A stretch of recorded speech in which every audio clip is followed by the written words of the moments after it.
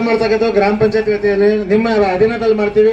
ನಮ್ಮ ಅಂಗವಿಕಲ ಇಲಾಖೆಯನ್ನು ಬೇರ್ಪಡಿಸಿ ನಿಮ್ಮ ಇಲಾಖೆ ನಿಮ್ಮ ಅಧೀನದಲ್ಲಿ ತಗೊಂಡ್ರೆ ಅದು ಬಹಳ ದೊಡ್ಡ ಉಪಕಾರ ಮಾಡಲಾಗುತ್ತದೆ ಅಂತ ಈ ಸಂದರ್ಭ ತಮ್ಮೆಲ್ಲರ ಪರವಾಗಿ ಸಚಿವರಲ್ಲಿ ಕಳಕಳಿಯಿಂದ ಮನವಿ ಮಾಡ್ತೀನಿ.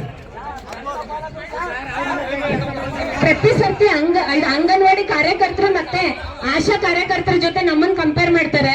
ನಮ್ಮನ್ನ ದಯವಿಟ್ಟು ಸರ್, ಅಂಗನವಾಡಿ ಕಾರ್ಯಕರ್ತರು ವಾರ್ಡಿಗೆ ಒಬ್ರು ಇರ್ತಾರೆ ಸರ್, ಬಟ್ ನಾವು ಹಾಗಲ್ಲ, ಪಂಚಾಯತಿಗೆ ಒಬ್ರು ಇರ್ತೀವಿ ಸರ್. ಪಂಚಾಯತಿಗೆ ಒಬ್ರು ನಾವು ಈಗ ಹಾಗಿದ್ದೀವಿ. ಹೌದು ಸರ್. ಸರ್ ನೀವೇ ಆಗ್ಬಿಟ್ರೆ ನಿಜವಾಗ್ಲೂ ನಿಮ್ಮ ಮಾನವೀಯತೆಗಾದ್ರೂ ನಮಗೇನಾದ್ರೂ ಒಂದ್ ಸ್ವಲ್ಪ ಸಹಾಯ ಆಗುತ್ತೆ ಅಂತ ಸರ್.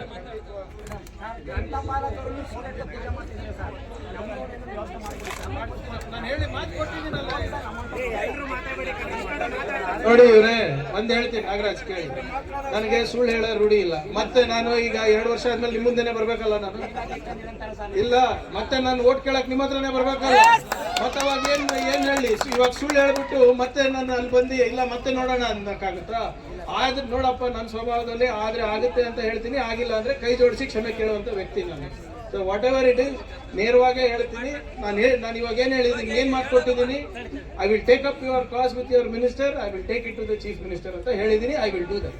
ಅದ್ರ ಅಪ್ಡೇಟ್ ಕೂಡ ನಿಮ್ಗೆ ಕೇಳ್ತೀನಿ.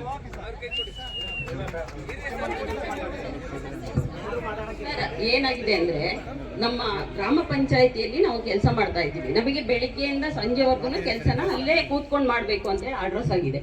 ಸೊ PDO ಕೂಡ 1 ಲಕ್ಷದಿಂದ 1.25 ಲಕ್ಷ ತಗೊಳ್ತಾ ಇದ್ದಾರೆ, ಸ್ಯಾಲರಿ ತಗೊಳ್ತಾ ಇದ್ದಾರೆ. ಸೊ ಅವರು ಒಂದೇ ಟೈಮ್ ಅಟೆಂಡೆನ್ಸ್ ಆಗ್ತಾರೆ, ಏನು ಈ ಹಾಜರಾತಿ ಒಂದೇ ಟೈಮ್ ಆಗ್ತಾರೆ. ಸೊ ನಮಗೆ ದೌರ್ಜನ್ಯ ನಡೆಸ್ತಾ ಇದ್ದಾರೆ ಸರ್. ಪ್ರತಿ ಪಂಚಾಯತಿಗಳಲ್ಲೂ ದೌರ್ಜನ್ಯ ನಡೆಸ್ತಾ ಇದ್ದಾರೆ. ಅಂದ್ರೆ ಅವರಿಗಿಂತ ಜಾಸ್ತಿ ಸಂಬಳ ನಾವು ತಗೊಳ್ತಾ ಇದೀವ. ನೀವ್ ಹೇಳಿದ್ರಿ ಈಗಿನ ಏನಂತ, ಪ್ರಪಂಚದ ಕಡೆಯ ಮಹಿಳೆ ಇರ್ಬೋದು, ಪ್ರಪಂಚದ ಏನು ದುರ್ಬಲ ವರ್ಗದವರಿಗೆ ಇದನ್ನ ತಲುಪಿಸ್ಬೇಕು ಅಂತ ಇದೆ, ಹೌದಲ್ಲ? ನಾವು ದುರ್ಬಲ ವರ್ಗದವರು ಆಗಿದ್ದೀವಲ್ವಾ ಸರ್? ನಮ್ಮನ್ನ ಯಾಕೆ ತುಳಿಯೋ ಪ್ರಯತ್ನ ಮಾಡ್ತಿದ್ದಾರೆ ಅನ್ನೋದೇ ಇದು ಕ್ವಶನ್ಸ್.